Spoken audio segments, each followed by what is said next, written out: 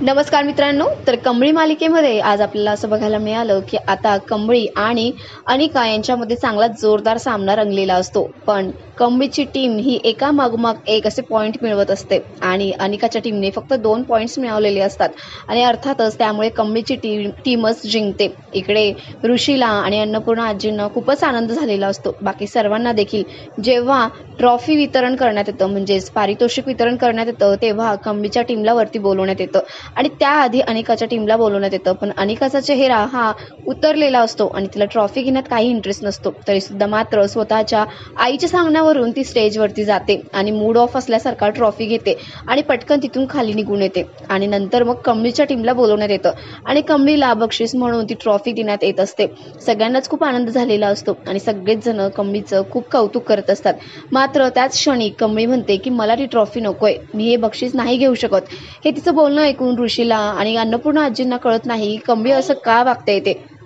या क्षणी कमळीच्या मनाचा मोठेपणा आपल्या समोर येताना आपल्याला पाहायला मिळणार आहे। कमळी सगळ्यांसमोर सांगते की आजी, मी ही ट्रॉफी नाही घेऊ शकत, कारण आता लास्ट जी मॅच झाली त्याच्यामध्ये आपल्याच कॉलेजच्या 2 टीम ह्यामध्ये होत्या, सहभागी होत्या। मग आपलंच कॉलेज जिंकलं आहे, एक टीम हारली आणि दुसरी जिंकली, तरी सुद्धा आपल्याच कॉलेजचा विजय झालेला आहे।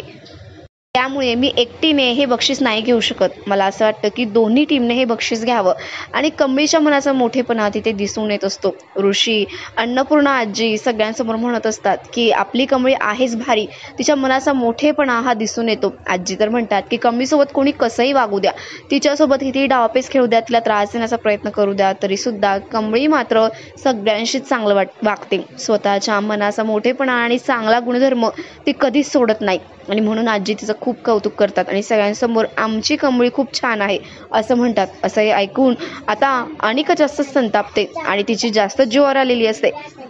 आता नाईलाजाने अनिकाला सुद्धा तिच्या टीम सोबत स्टेजवरती यावं लागतं आणि अनिका कमळी दोघं मिळून ट्रॉफीला हात लावतात आणि दोघींनाही ते बक्षीस देण्यात येतं। मात्र इथे कमळीच्या मनाचा मोठेपणा आणि तिने सगळ्यांचंच मन जिंकलेलं असतं। तर मित्रांनो, तुम्हाला हा एपिसोड कसा वाटला आम्हाला कमेंट करून नक्की कळवा आणि अशाच अपडेटसाठी आमच्या चॅनलला नक्की सबस्क्राईब करा। धन्यवाद।